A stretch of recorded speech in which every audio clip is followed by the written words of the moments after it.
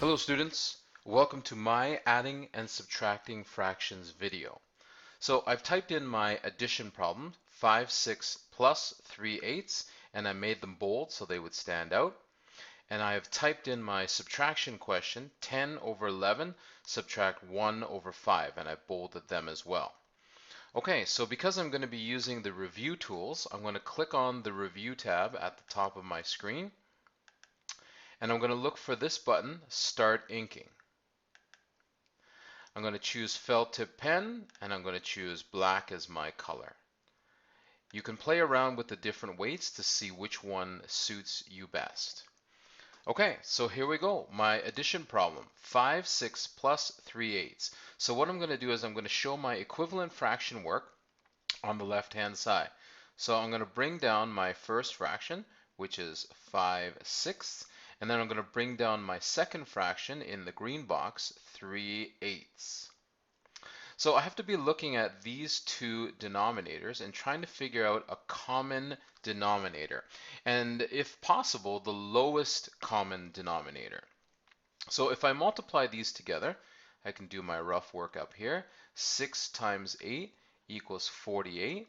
And 48 is definitely divisible by both 8 and 6.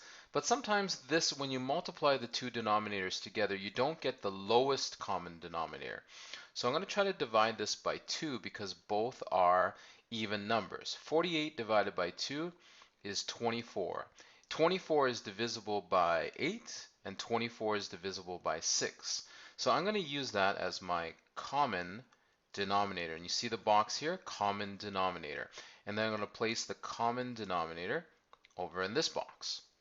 Okay, so let's make the equivalent fractions. So I can use a different color here. So what did I do with 6, the denominator 6, to make it 24? I actually have to multiply by 4. So we have to do the same for the denominator and the numerator. I get 5 times 4, and my new numerator for this equivalent fraction is 20 over 24. Now if I switch color pens here, what did I have to do to 8 to make it a denominator of 24? Well, 8 times 3 is 24. So what I do to the denominator, I have to do to the numerator. So 3 times 3 is my new numerator. 3 times 3 is 9. Okay, so I have two new equivalent fractions, 20 over 24 and 9 over 24, both sharing a common denominator. So you see how it's color coded here? So let's bring down 20 over 24, and then let's bring down this equivalent fraction, 9 over 24. Now I went to all that trouble to make the common denominator, so the denominator is not going to change. And then I just have to add the numerators. 20 plus 9 is 29.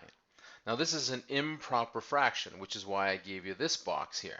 So if I just work it out, 24 goes into 29 one time. 1 is the whole number. And then I have a remainder of 5 over 24. Now when I end up with this fraction, I have to ask myself, can this be reduced any further? Now in this case, for me, this is the fraction in its lowest terms. But if you need to go another step, I've left one more box here for you. Okay, so that is my addition problem. 5 sixths plus 3 eighths equals 1 and 5 24ths. All right, I'm going to scroll down and work on my subtraction problem. So we're going to bring down the first fraction here, 10 over 11. I'm going to bring down my second fraction, 1/5. See how it's color coded here? All right, so let's talk about these two denominators.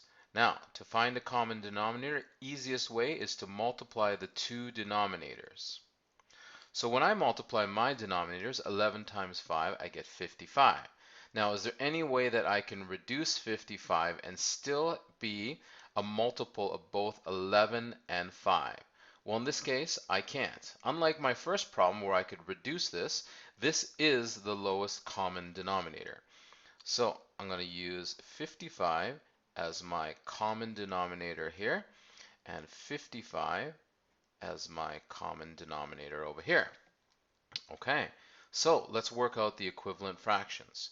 So I started with a denominator of 11 and it turned into 55.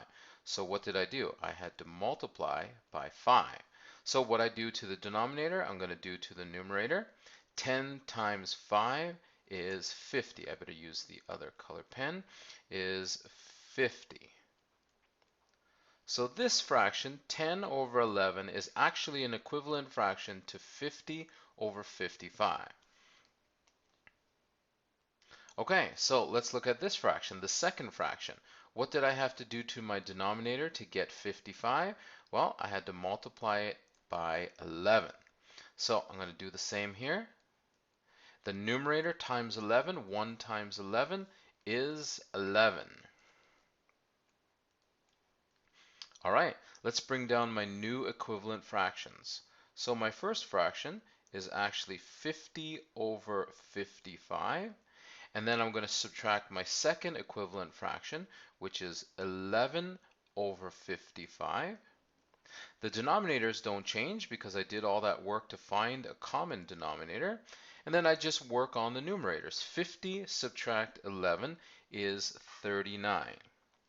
Now, whenever you get to this step, you always have to be thinking, can I reduce this fraction? And in this case, 3 goes into 39, but 3 does not go into 55. So this is the fraction, the answer in its lowest terms. But if you have to reduce, I've left you another box here. And if you have to extend it, you can draw it and write it in over here. Okay, so that is my video on adding and subtracting fractions. Thanks for watching. Bye.